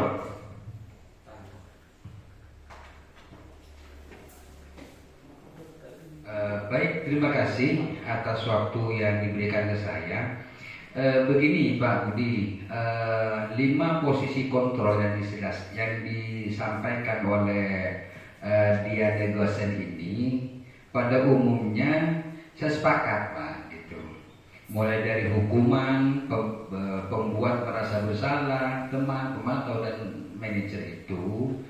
Tetapi kita sebagai guru ada beberapa hal yang perlu diperhatikan. Kerjasama antar sesama guru atau teman sejawat, juga dengan pimpinan di sekolah. Yang lebih penting juga hubungan baik kita, komunikasi kita juga dengan orang tua. Kenapa? Karena khususnya di lingkungan sekitar kita ini ada beberapa anak yang tidak tinggal bersama dengan orang tuanya. Jadi orang tuanya ada merantau misalnya ke Surabaya, ke Malang, ke Jakarta dan semacamnya. Anak itu hanya tinggal bersama paman atau bibi atau bahkan nenek, di mana nenek yang merawat mengasuh anak itu kurang memperhatikan terhadap kebutuhan psikologis anak, apalagi dengan kewajiban dia untuk belajar setiap harinya gitu. Oleh karenanya saya mengusulkan sebelum seorang guru itu memberikan hukuman untuk dia mengakui merasa bersalah atau kolaborasi dengan teman-temannya, kita melakukan aksi-aksi yang 5 tadi itu, perlu pendekatan khusus kepada anak. Jadi artinya guru itu mengetahui, memahami karakteristik anak dengan situasi dan kondisi yang melatar belakangi anak itu gitu.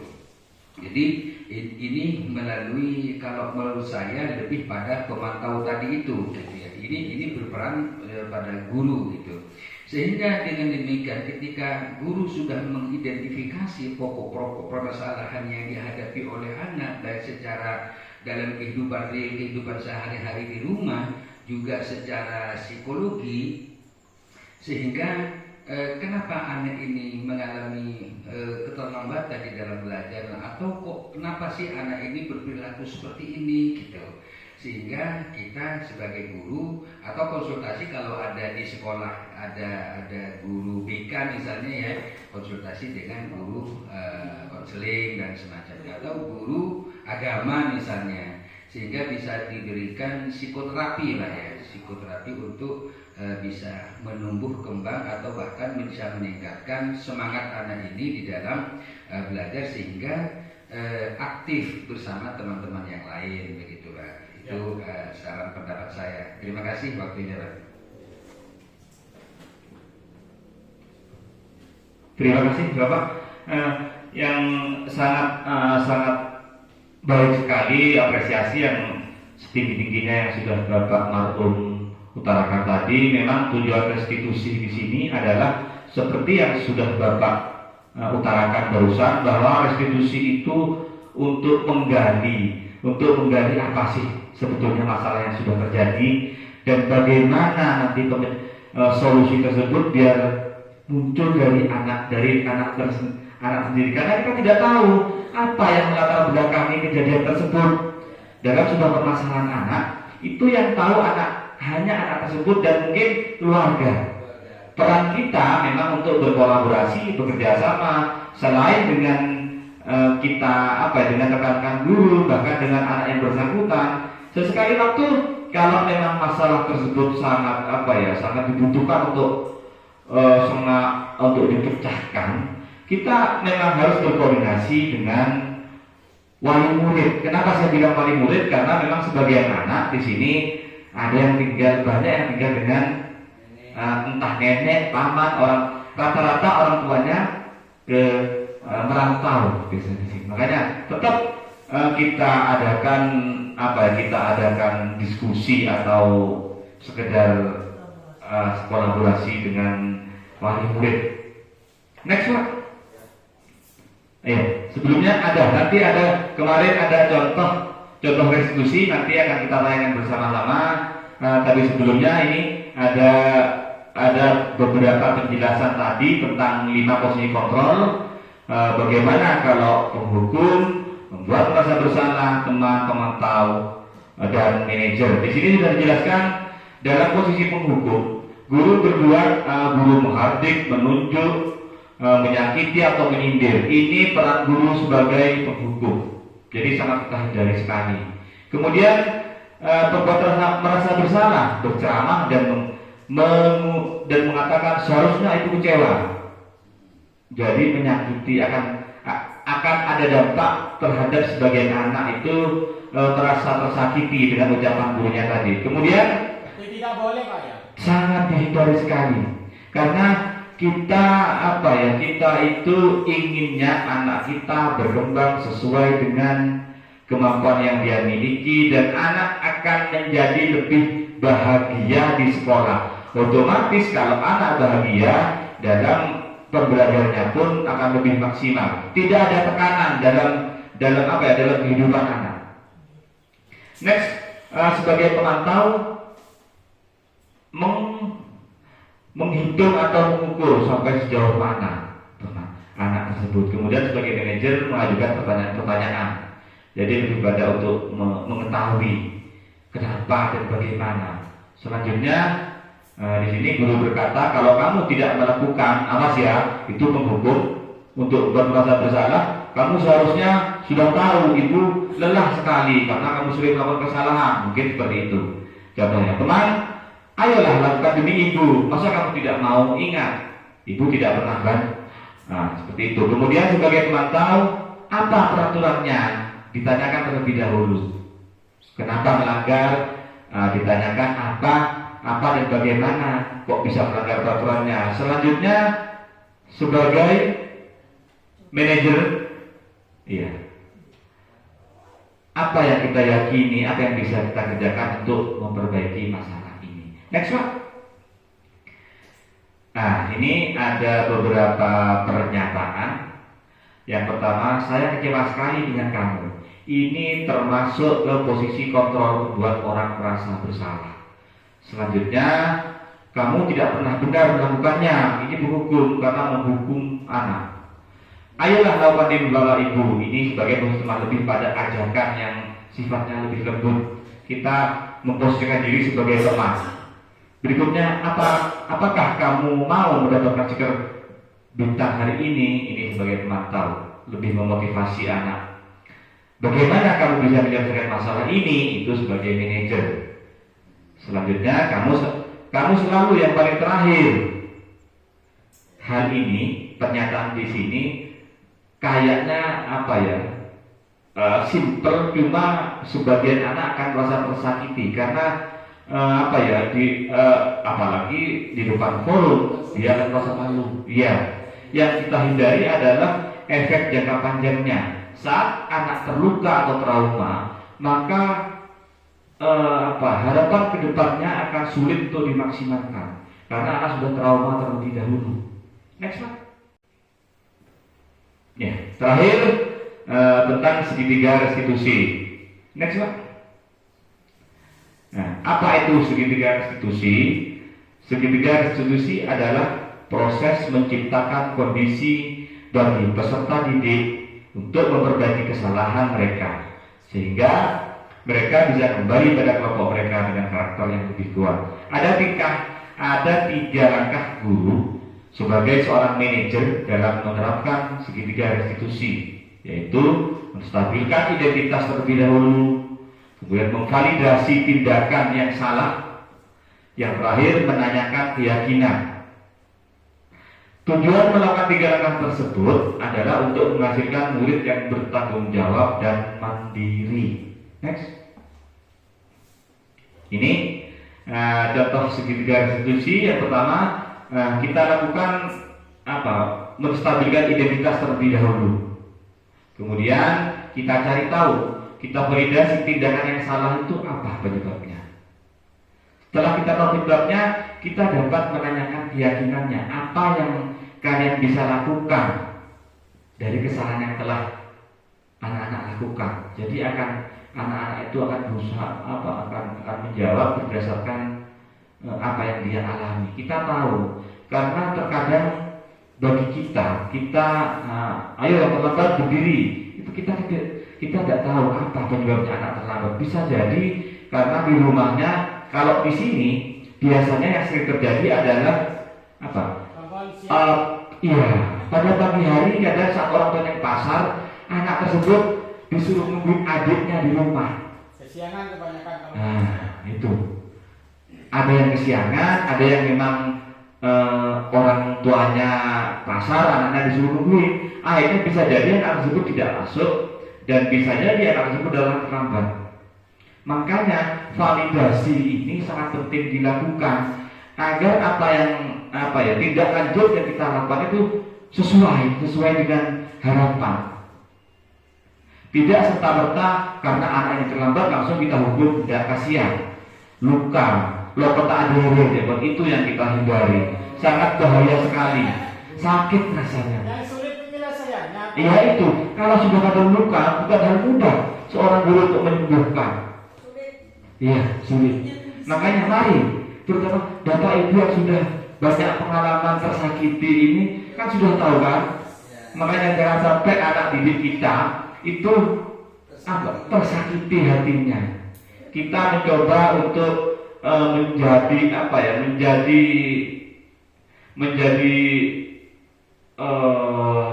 penyemangat bagi anak-anak. Kita menjadi pahlawan bagi anak-anak. Bukan hanya sekedar taat terhadap kita karena Pak Budi orangnya marah terus, jadi saya harus diamkan saja. Bukan seperti itu. Harapan ke depan seorang guru ini dapat mengerti apa dan bagaimana keinginan anak-anak. Karena tanpa kita sadari, anak-anak itu memiliki potensi dan bakat yang berbeda-beda. Tugas kita lah yang harus mengetahui si A, si B, si C ini harus seperti apa. Next one. Ini yang pertama, penjelasan dari menstabilkan identitas. Nah ini bagian dasar dari segitiga restitusi bertujuan untuk mengubah identitas anak dari orang yang gagal karena melakukan kesalahan menjadi orang yang sukses. Anak yang melanggar peraturan karena sedang mencari perhatian adalah anak yang sedang mengalami kegagalan. Dia mencoba untuk memenuhi kebutuhan dasarnya, namun ada benturan. Kalau kita mengkritik dia, maka kita akan tetap membuatnya pada posisi gagal. Kalau kita ingin menjadi reflektif, maka kita harus meyakinkan si anak dengan cara mengatakan kalimat-kalimat sebagai berikut. Yang pertama, berbuat salah itu tidak apa-apa. Bapak juga pernah berbuat salah. Nah, yang terpenting kalian tidak mengulanginya kembali dan bisa memperbaiki. Itu yang terpenting. Yang kedua, tidak ada manusia yang sempurna. Bisa kita terapkan, kita contohkan pada diri kita. Bapak pun juga sering melakukan kesalahan. Tapi yang terpenting bagaimana kita bisa berubah. Selanjutnya, nah ini sudah dibacakan juga ya, Bapak Ibu tidak tertarik mencari siapa yang salah, tapi hanya ingin mencari solusi dari permasalahan ini. Jadi kita tidak selalu berfokus kamu salah, kamu ini, tidak. Lebih pada solusi yang terbaik. Kamu berhak merasa begitu, meskipun dalam situasi dan kondisi anak bertengkar, kita tidak menyalahkan anak tersebut. Kamu sudah sewajarnya kamu membela diri. Seandainya Bapak ada di posisi kamu, Bapak juga akan seperti itu. Kita kuatkan terlebih dahulu. Selanjutnya, apakah kamu sudah menjadi teman yang baik buat dirimu sendiri?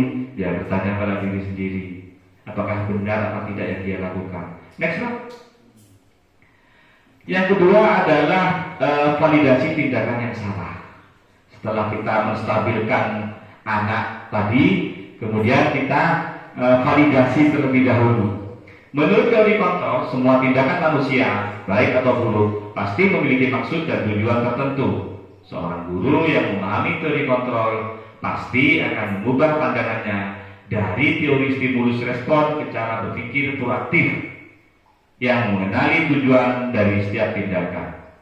Kita mungkin tidak suka sikap seseorang anak yang terus-menerus merengek, tapi bila sikap itu mendapat perhatian kita, maka itu telah memenuhi kebutuhan anak tersebut. Anak akan melakukan suatu tindakan karena faktor-faktor tertentu. Faktor itulah yang sebetulnya menjadi kebutuhan dasar anak, dan kita harus tahu sebagai pendidik. Kalimat-kalimat di bawah ini mungkin terdengar asing buat guru, namun bila dikatakan dengan nada tanpa menghakimi, akan memvalidasi kebutuhan mereka. Padahal kamu bisa melakukan yang lebih buruk dari ini ya. Kamu pasti punya alasan mengapa melakukan itu. Kamu patut bangga pada dirimu sendiri karena kamu telah melindungi sesuatu yang penting buatmu. Kamu boleh mempertahankan sikap itu, tapi kamu harus menambahkan sikap yang baru. Itu bentuk validasi seorang guru terhadap murid. Next Pak. Yang terakhir adalah tindakan yang tidak kalah pentingnya dari segi restitusi adalah menanyakan keyakinan. Disinilah sebuah solusi akan muncul dari dalam diri anak. Jadi bukan dari faktor eksternal, tapi munculkan dari dalam diri anak. Maunya seperti apa? Teori kontrol menyatakan bahwa kita pada dasarnya termotivasi secara internal. Ketika identitas sukses telah tercapai dan tingkah laku yang salah telah divalidasi pada langkah kedua tadi, maka anak akan siap untuk dihubungkan dengan nilai-nilai yang dia percaya dan berpindah menjadi orang yang dia inginkan. Pertanyaan-pertanyaan di bawah ini menghubungkan keyakinan anak dengan keyakinan kelas atau keluarga. Yang pertama, apa yang kita percaya sebagai kelas atau keluarga? Apa nilai-nilai umum yang telah kita sepakati? Apa bayangan kita tentang kelas yang ideal? Kamu mau jadi orang yang seperti apa? Tanyakan terlebih dahulu. Jadi secara keseluruhan kesimpulannya adalah kita stabilkan dulu kita anak tersebut, kemudian kita validasi permasalahannya apa. Setelah kita tahu, kita yakinkan apa yang diharapkan dari anak-anak tersebut, kenapa sampai melakukan hal tersebut. Dari hasil dari restitusi tadi dapat kita ambil sikap atau keputusan akhir harapan anak tersebut. Apa kalau ada terjadi masalah, dia mungkin bisa meminta maaf ke temannya atau hal-hal positif yang lain. Next Pak. Nah, terima kasih. Sekian yang dapat saya sampaikan tentang bagaimana budaya positif, dan mudah-mudahan kita lebih dapat mengedepankan apa yang jadi harapan anak-anak kita. Tugas seorang guru bukan hanya sekedar menyampaikan materi, tapi juga memberi contoh, dan kita tahu apa keinginan anak yang ada di sekolah. Semua harapan kita ke depan adalah muncul dari dalam diri anak. Terima kasih. Sekian pemaparan dari saya. Assalamualaikum warahmatullahi wabarakatuh. Saya kembalikan ke Bapak Moderator.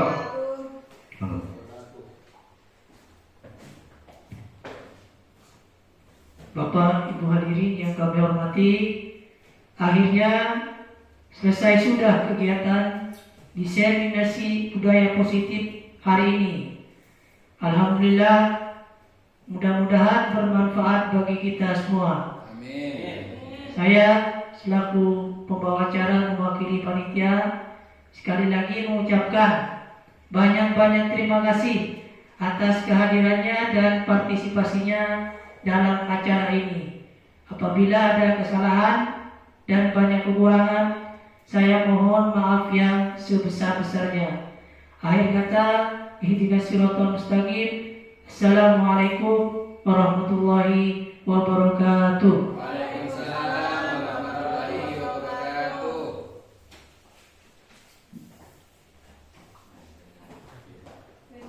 Foto-foto daftar nanti tanda tangan pas nanti ya. Berikut adalah dokumentasi kegiatan pembentukan keyakinan kelas yang sudah saya lakukan. Pertama, menyiapkan alat dan bahan. 2. Sosialisasi tentang keyakinan kelas itu sendiri. Yang ketiga, siswa diminta untuk menulis peraturan kelas yang diinginkan di kelas. 4. Membahas peraturan untuk dijadikan sebuah keyakinan kelas. Berikutnya, menyepakati keyakinan kelas. Yang terakhir, penempelan kertas keyakinan kelas. Refleksi dari kegiatan ini adalah dengan aksi nyata ini, saya belajar bagaimana membangun dan menerapkan budaya positif di UPTD SD 60 Barat 2 yang mengarah ke perubahan karakter murid yang lebih positif. Murid dan guru sangat senang mengikuti berbagai kegiatan untuk membangun budaya positif di sekolah, karena hal ini dapat mewujudkan lingkungan dan psikis mental yang sehat, aman, dan nyaman pula. Melalui kegiatan budaya positif ini akan dapat memunculkan motivasi intrinsik dari diri murid akan hal positif dengan meninggalkan penerapan hukuman ataupun tindakan kekerasan, agar murid tidak terbebani dan tidak menimbulkan efek traumatis bagi murid itu sendiri. Hasil dari kegiatan ini, yang pertama, sekolah memiliki budaya positif, lingkungan menjadi bersih, rapi, nyaman, dan aman. Murid dapat belajar dengan baik, guru dapat mengelola pembelajaran dengan baik, karakter murid menjadi baik, disiplin, dan mencerminkan profil pelajar Pancasila. Sekian pemaparan tentang budaya positif. Terima kasih atas kesempatan yang telah diberikan. Salam guru penggerak. Bergerak, tergerak, menggerakkan.